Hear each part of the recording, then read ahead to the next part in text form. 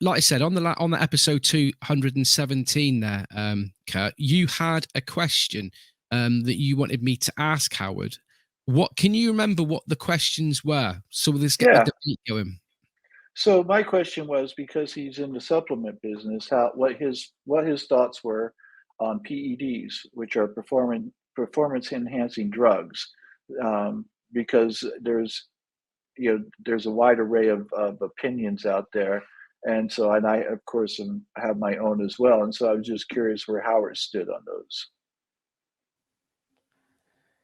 Well, looking at it from a, I guess as a former teenage bodybuilder, pretty much all the professionals take performance enhancing drugs.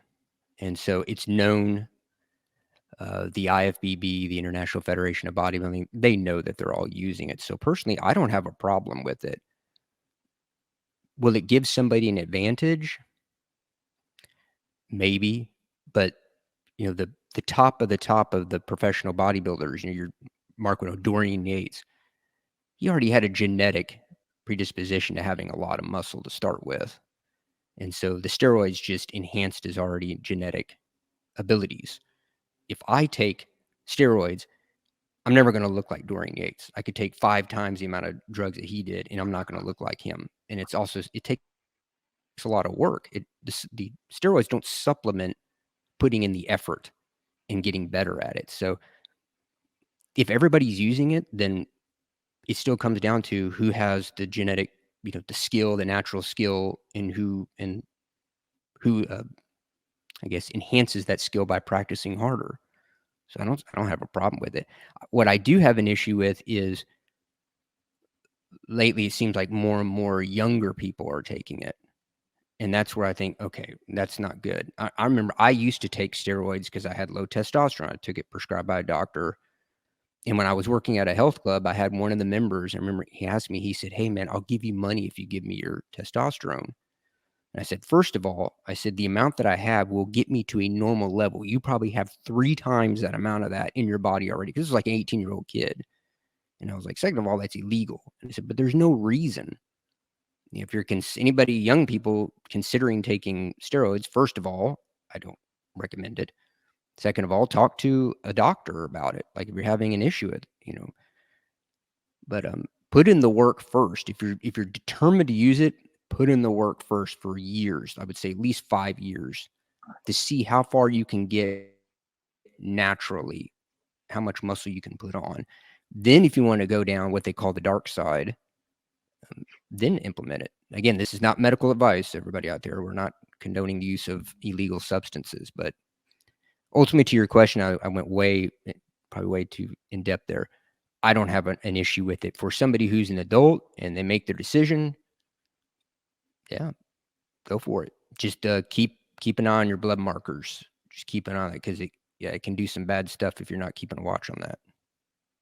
But I mean, it's just not fair, is it? I mean, the fact of the matter is that if you've got 5 people in a bodybuilding competition, right, and there's one person taking steroids, it's just cheating, isn't it? Well, they have natural bodybuilding contests and those that aren't tested. So you're right, it is cheating. If you're taking steroids, then don't be part of a natural bodybuilding contest because it's just not fair. Same way with powerlifting or any other type of sport that requires strength, where they would test you for testosterone or other steroids.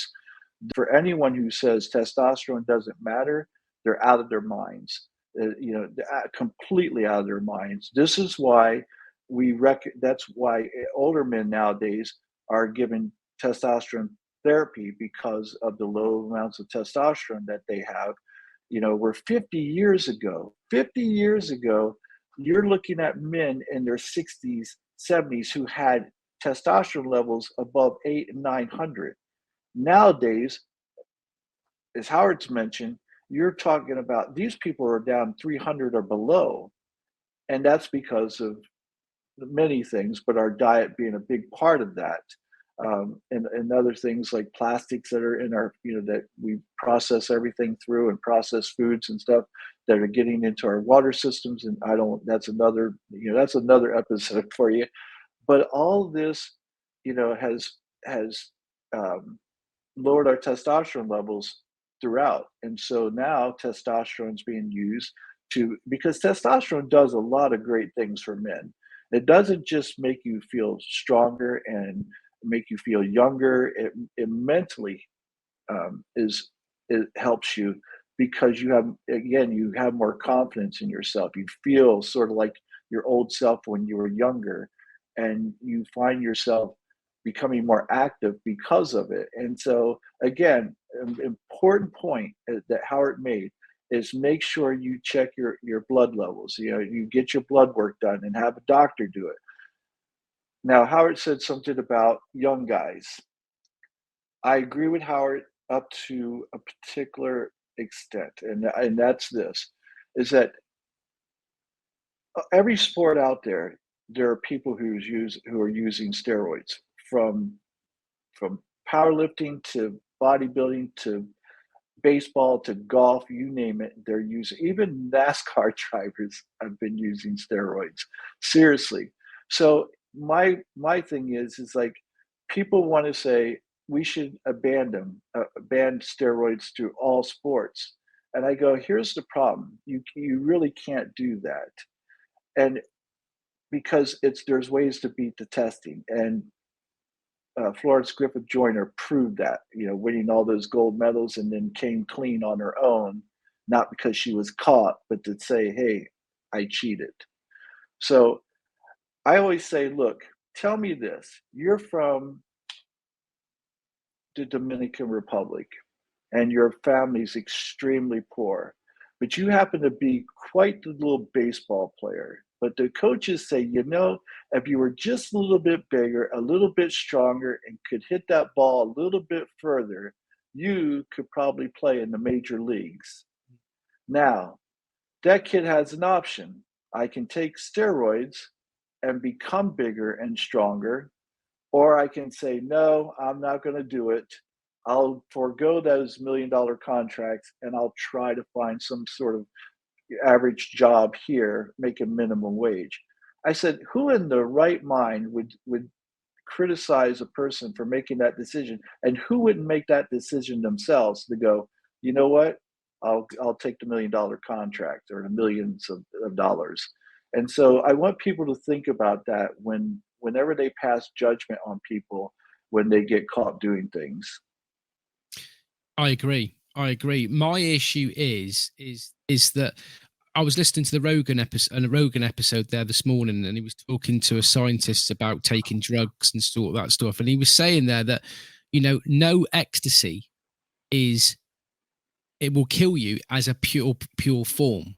It's all the shit that gets put with it. So what I would like to ask is, where do you buy steroids from? And is it going down that route, down the black market, where loads of shit is being put with it?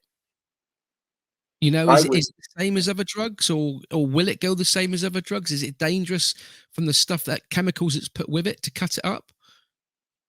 When I did it back in the 80s, we still got fake stuff, but you didn't have to worry about them putting stuff in there that could kill you, like nowadays with fentanyl. I wouldn't risk it. So you have a few different options. One is to do it through a doctor, and that's obviously the best way to do it because it's the legal way to do it. And you can have a doctor who will be monitoring your blood levels and checking to make sure that everything is delivered in the doses that he's telling you, to where you don't go overboard. Now, there are doctors out there who are more liberal and will help you along because they figure, if I don't do it, then you're going to go out to the streets, you're going to buy on the streets, and then you have no idea what they're getting. So that's obviously number one. The other way is you can go to countries like Mexico or Thailand, and you can buy it there and make sure that it's real stuff. I would not buy anything on the black market nowadays because you just don't know what you're getting, and probably 90%. And I don't have any stats to prove that, but from what I've heard from people I know, that probably 90% of that stuff is fake, and so you're just throwing your money away. Even the stuff that you buy online on the internet, they said what they'll do is they'll give you the first order that you get, they'll give you real stuff, but it'll still be, it won't be the dosage that they say it is, but it'll be real. But then after that, they'll just send you fake stuff, and so you're just losing money